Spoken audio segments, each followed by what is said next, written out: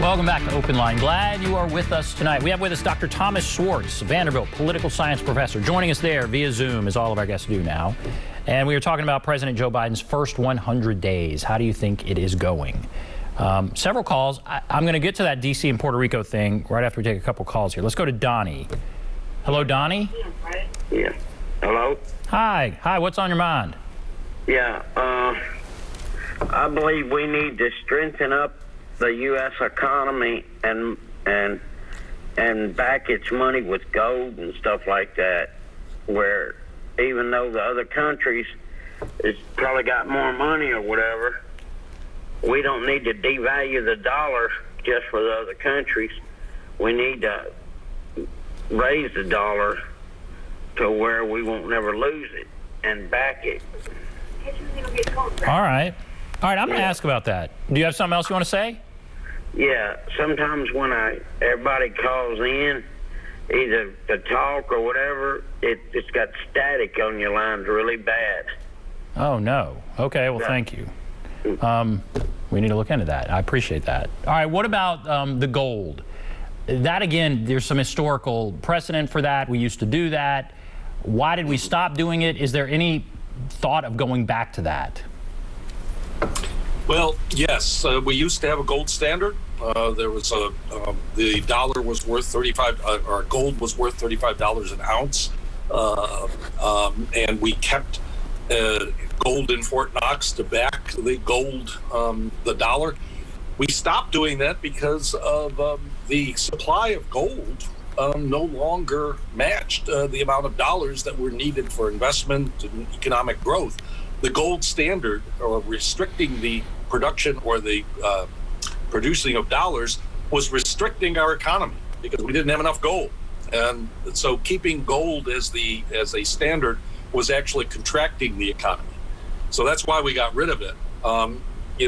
This is it is something that many conservatives feel would prevent government from spending more, but it also would restrict a lot of economic development and growth. Our economy is just so much larger than what the supply of gold is. Making it dependent on gold would cut that back, and I think that's why governments have been reluctant to resume a gold standard.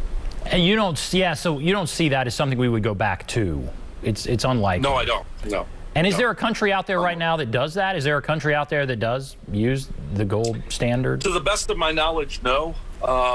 Because, even if some countries do certainly have supplies of gold as a value that they keep, especially countries that have weaker currencies might keep gold anyway as a source of value. But I don't know that there's any country that most countries peg their value. We have floating exchange rates now, but many countries peg their value to the dollar or to the euro or to one of the more important currencies. They peg the value of their currency to those dominant currencies. Fascinating. All right, let's go to Taylor. Hello, Taylor. Good evening, man, and good evening to the professor. Appreciate you having me on. I've got a couple of points I'd like to run by the professor, and he can give us either a classroom answer or a common sense answer. And there is some difference in the two. This is my main point. President Biden was elected with probably 25% of his votes coming from independents and irritated Republicans who were so sick of Donald Trump they would have voted for anyone other than Trump. I mean anyone. Okay, so right now the House of Representatives only has a 5-person majority. So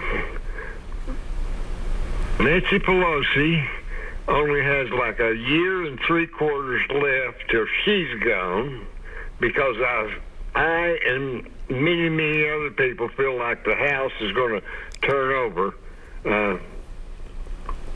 in 2 years. Right. Okay. So the point is, the president's will be 82 years old.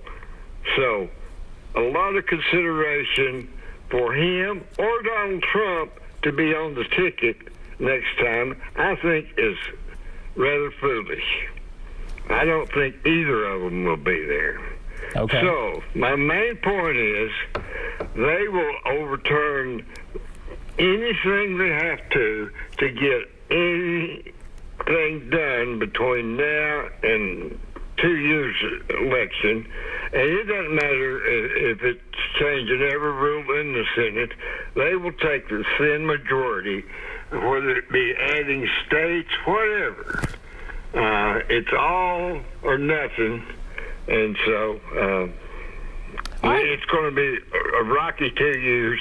And I think within 2 years, President Biden's may have the virus corrected, but I think there'll be so many things out of it wrong that it's going to be screaming again. Okay. Thank you. Appreciate Taylor, your thoughts. Thank you. I mean, essentially what he's saying is, in 2 years, Democrats, he believes, will lose control of the House. Certainly, it's a very small majority they have right now. That certainly happened under Obama, that there was a switch. And so Democrats are going to do everything they can to pass everything they can in these 2 years. What do you think of that? Well, he's not wrong. I mean, in the sense that I do think Democrats feel like there is a real premium on getting a lot done in this time while they have that power.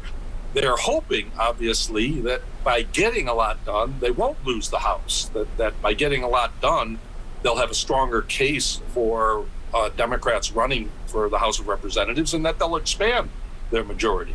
But certainly, I'm sure some Democrats think, well, we've got the majority now, let's do what we can with it.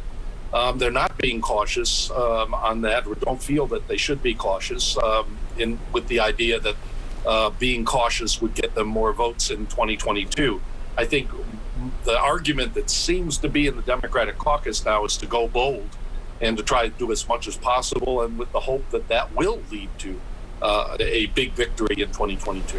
When you talk about bold, I would say some of the boldest things you could do would be to make Washington, D.C. and Puerto Rico a state, or to change the number of people on the Supreme Court and add more judges. Those would be pretty bold. All right, we're going to talk about, now I'm telling you we have to go. So let's talk about that first thing.